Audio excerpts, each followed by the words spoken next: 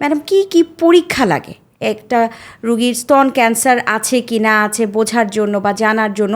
আমাদের কি কি পরীক্ষা আমাদের দেশে অ্যাভেলেবেল, কি কি পরীক্ষা করতে লাগে? স্তন ক্যান্সার বোঝার জন্য প্রথমে ডিপেন্ড করে আমার রোগীটা কোন বয়সে আমার কাছে আসছে। আমাদের বাংলাদেশে বা লো মিডল ইনকাম কান্ট্রিতে 20 থেকে 40 বছর বা 45 বছর বয়সের মধ্যে হার্টটা অনেক বেশি হচ্ছে ইদানিং। হ্যাঁ, যেটা আমাদের উন্নত দেশে 50 থেকে 60। এটা আমাদের জন্য অ্যালার্মিং তো অনেক আগে। অ্যালার্মিং, যার কারণে যদিও বাইরে বলা হয়েছে যে 50 বছর বয়স থেকে স্ক্রিনিং করার জন্য, কিন্তু আমাদের জন্য আমরা 40 বছর বয়স থেকে স্ক্রিনিং করব। যেহেতু আমাদের অনেক আগেই হচ্ছে, তো আমাদেরকে সচেতনতাটা আর 40 বছর বয়স থেকে 40 বছর বয়স থেকে আমরা করতে হচ্ছে। পরীক্ষা করব। নিজের ব্রেস্ট এক্সামিনেশন না, পরীক্ষা। নিজের ব্রেস্ট এক্সামিনেশন আমরা 25 বছর বয়স থেকে বা 21, কিন্তু পরীক্ষা যেটা আমরা করব সেটা আমরা 40 বছর বয়স থেকে করব, যারা আমরা 25 বছর বয়স থেকে শুরু করেছি। যারা 25 বছর বয়স থেকে নিজে নিজে বাসায় বসে ওই যে সেই 3 ধাপ করে করে পরীক্ষা করেছিলেন, তারা 40 বছর বয়স হলে হাসপাতালে গিয়ে চিকিৎসকের পরামর্শ অনুযায়ী পরীক্ষা করবেন। পরীক্ষাটা 40 বছর বয়স হয়ে গেলে আমরা ম্যামোগ্রাফি করব। ম্যামোগ্রাফি।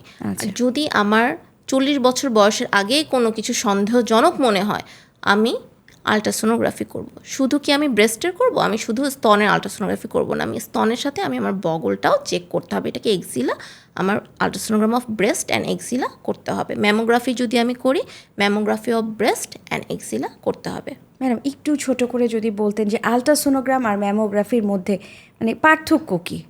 পার্থক্য, আলট্রাসোনোগ্রাফি একটা রেডিও ফ্রিকোয়েন্সি ওয়েভ, এটা দিয়ে আমরা বাহিরে থেকে দেখি, প্রব দিয়ে দেখি, জেল দিয়ে, এটাই। আর ম্যামোগ্রাফি আমি যদি বলি, এটা একটা বিকিরণ।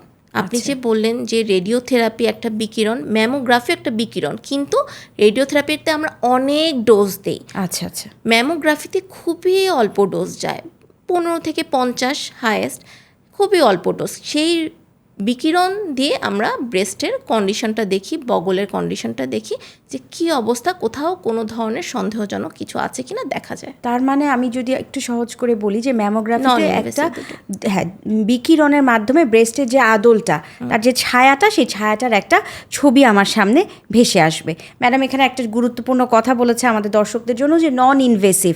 ম্যাডাম নন ইনভেসিভ মানে কি?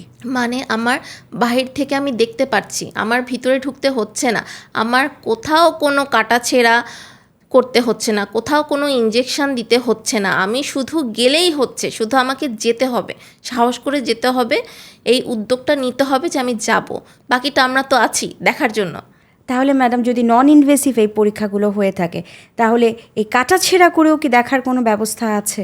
কাটাছেঁড়া করে আমার বায়োপসি পর্যন্ত তো আমি যেতে চাই না, তার আগেই তো আমি ধরতে চাই। আমার যদি লাগে তখন যেতে হবে, আমার উদ্দেশ্য আমি আগেই ধরবো। আমি ধরার পরে তখন আমি কাটাছেঁড়া করব, আমি আগে করতে চাই না, আমি চাই আগেই ধরে, তখন যে ওনার যে স্টেজে উনি প্রেজেন্ট করবেন সেই স্টেজ অনুযায়ী চিকিৎসা। আচ্ছা ম্যাডাম, কি কি কারণে একটা মানুষের ব্রেস্ট ক্যান্সার হতে পারে, মানে সে কি কি ঝুঁকি আছে?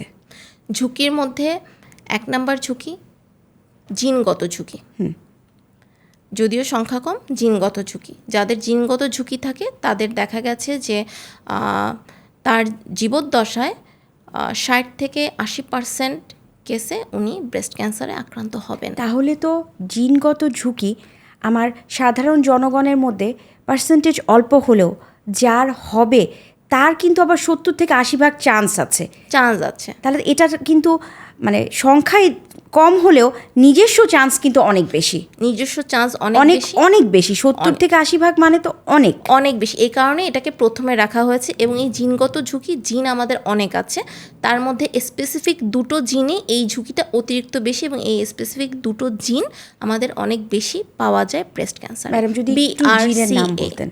BRCA 1 and 2। আপনারা যে কোনো সমস্যায় চিকিৎসকের শরণাপন্ন হবেন, একজন চিকিৎসক আপনাকে বলে দিবেন আপনাকে আলট্রাসোনোগ্রাম করতে হবে, ম্যামোগ্রাফি করতে হবে, কোনটা করতে হবে এটা উনি আপনাকে বলে দিবেন। আর আপনার যদি জিনগত ত্রুটি আপনার পরিবারে কারো থেকে থাকে, যে কথাটা ম্যাডাম বললেন যে BRCA1 জিন বা BRCA2 জিন বা HER জিনের যদি কোনো ত্রুটি থেকে থাকে আপনার পরিবারে, সেই ক্ষেত্রে আপনার চিকিৎসকই আপনাকে বলে দিবেন যে জিন পরীক্ষা করতে হবে। জিনগত ঝুঁকি ছাড়া আর যেটা হতে পারে, ওই যে বললাম যে আমার আগে এক ধরনের অ্যাটিপিক্যাল সেল ধরা পড়েছিল, যাদের এরকম হিস্ট্রি থাকবে যে আমার অ্যাটিপিক্যাল সেল ছিল, সে ঝুঁকিতে থাকবে। আর কি হতে পারে, আমি মোটা, আমি ওবেস, আমার বডি মাস ইন্ডেক্স বলি আমরা এটা, মানে আমার শারীরিক গঠন, এটার ইন্ডেক্স লেভেল আমাদের বাঙালিদের জন্য 18 থেকে 40 পর্যন্ত আমরা ধরি। তো আমার 30 উপরে গেলেই, 30-এর উপরে হলেই আমি মোটা, ওবেস যেটাকে আমরা বলি, আমি ঝুঁকিতে থাকবো। সাধারণত 25-এর উপরে হলেই যারা হচ্ছে ওবেসিটির দিকে যাচ্ছে ঝুঁকিতে থাকে। খাদ্যাভ্যাস আছে, খাদ্যাভ্যাস একা আসলে খুব দায়ী না। একা যদি খাদ্যাভ্যাস বলেন তাহলে অনেকগুলো খাদ্যাভ্যাসকে এটার মধ্যে আনতে হবে। অবশ্যই দায়ী আমার জিনগত ত্রুটির অন্যতম কারণ আমার খাদ্যাভ্যাসগত কারণে আমি জিনগত ত্রুটিতে পড়ে গেছি। জীবনযাত্রার মান, দূষণ, আমি জিনগত ঝুঁকিতে পড়ে যাচ্ছি। হতে পারে কোনো মিউটেশন। হ্যাঁ, আমার জীবনযাত্রার মান, আমার খাদ্য অভ্যাস, আমার পরিবেশ দূষণ, এই সব কিছুই আমার জিনগত ত্রুটি করবে, এবং এই জিনগত ত্রুটি হলে আমার ক্যান্সার হওয়ার সম্ভাবনা অনেক অনেক বেশি বেড়ে যাচ্ছে। রাইট। এবং জিনগত ত্রুটি যেটা বললাম পরিবারগত হতে পারে। আর এখন যেটা বলা হলো যে খাদ্যাভ্যাস, জীবনযাত্রার মান, এটা আমি অর্জন করছি, পরিবার থেকে পাইনি, এটা আমি অর্জন করছি। আমি আমার প্রতিদিনের চলার পথে এটা আমি গ্রহণ করছি, এই ঝুঁকিটা আমি নিজেই এই ভুল করছি। তাহলে আমাকে পরিবার থেকে আর কতটুকু আসছে, ফ্যামিলি থেকে আর কতটুকু আসছে, আমার যে পরিবেশ দূষণ, আমার খাবার দাবারের পরিবর্তন, আমার জীবনযাত্রার পরিবর্তন, এগুলোর জন্য তো আমি নিজে দায়ী। এবং শুধু ব্রেস্ট ক্যান্সার না, আমাদের ম্যাক্সিমাম ক্যান্সারের জন্যই এটা দায়ী।